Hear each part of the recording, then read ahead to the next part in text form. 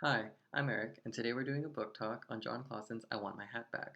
John Clausen won the Caldecott Medal and Kate Greenaway Medal for his book This Is Not My Hat, being the only author to do so for the same work. His preceding book, I Want My Hat Back, was the first book published as both illustrator and writer for the Canadian author. Clausen's also animated many projects, including Kung Fu Panda and Coraline. The Chicago Tribune notes that the joy in his books lies in figuring out the explicit plot from the implicit details in his images. He uses a very strong relationship between the images and his story to drive the very funny narratives, which in and of themselves are not particularly complex or long. Clausen's also noted that he believes that an ending of a book doesn't necessarily have to be happy, so spoiler alert, this book doesn't really have a happy ending.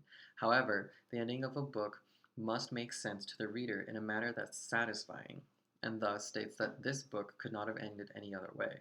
Before I reveal anything else, I'm going to do a reading of the book. My hat is gone. I want it back.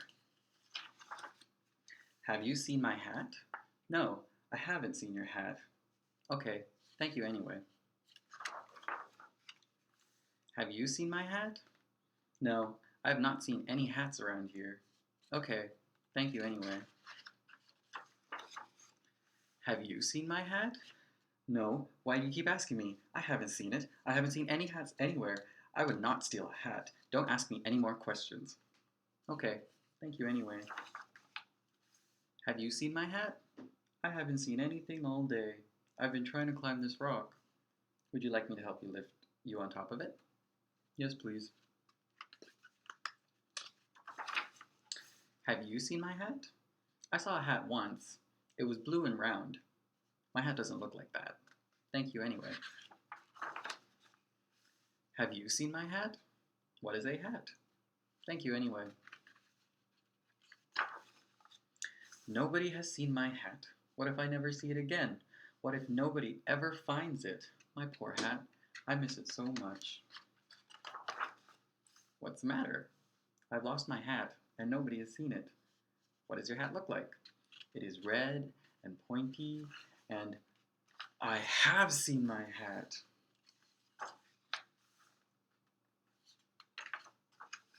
You stole my hat.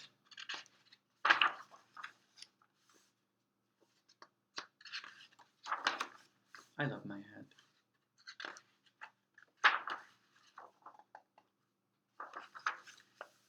Excuse me, have you seen a rabbit wearing a hat? No. Why are you asking me? I haven't seen him. I haven't seen any rabbits anywhere. I would not eat a rabbit. Don't ask me any more questions. Okay, thank you anyway.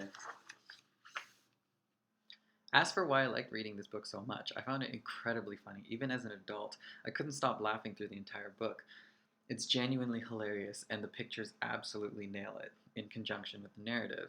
The use of extremely minimalist facial expressions underlies all of the humor in the book because of just how stoic it is, and the simplicity of the conversation and the repetition of the dialogue drove the humor because it was redundant and it made the climax incredibly effective.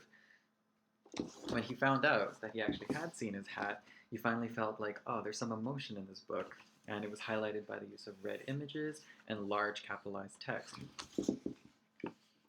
And the dark ending was indeed very funny as well. It was bittersweet in the fact that he had to kill the rabbit, but like Clausen noted before, having an ending that makes sense and is meaningful is very important, and I think that killing off the rabbit was the only way to do so. It seemed expected, and it's very satisfying as a reader to think, ah yes, he had some repercussions for his actions. And in repeating the dialogue that the rabbit had repeated earlier in the book, he once again used that redundancy, and it was very funny. The humor in the pictures, as well as the humor in the dialogue, just melded together extremely well. And I think this is the kind of book that would engage readers at all reading levels, even though it is targeted for a younger reading audience. Owing to my background in science, I personally used the book for either of two different outcomes in the senses and needs of animal and plant units in grade 1. This book would be used at the very beginning of the unit to introduce the topic of living and non-living things. Students would be asked as the book is being read some guiding questions to lead some discussion. For example, what animals do we see? Why can't the turtle climb the rock? What do bears eat? Is the hat living or non-living? These kind of questions are important because they drive student curiosity as well as facilitate conversation that can be used to create questions that can be used in an inquiry-based learning activity later on in the unit. It can also be scaffolded for questions later on in the unit, for example, moving on from simply animals to plant needs, whether plants are living and non-living, and just guiding that. And the engaging and funny nature of the book gets students interested right off the get-go. As for the senses unit, the story could be tied into some of the general learner expectations. For example, one of these expectations states that students will use their senses to make observations, and then these general and specific observations will then be communicated orally or through captioned pictures. So, for example, while reading this book at the beginning of the unit, questions like what colors do you see, what textures do you see, what shapes do you see, all of these could be used to guide discussion, and they can get some ideas as to how they would create their own picture for the book. So, for example, one of the activities would be to have their own page where they would draw the bear interacting with an animal of their choice. And within that picture, they can identify their own colors, shapes, and textures used, as well as some of the animals, and tie that back to the science unit. Maybe ask questions about what do you think the animals saw? What do you think the animals see, smell? Again, moving into the other senses and scaffolding sight into smell, touch, hearing, and taste.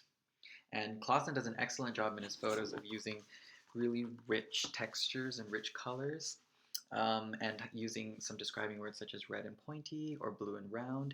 And these can be used as a jumping board for teachers to take this book and integrate it across an entire unit. I hope you enjoyed my book talk on John Clausen's I Want My Hat Back.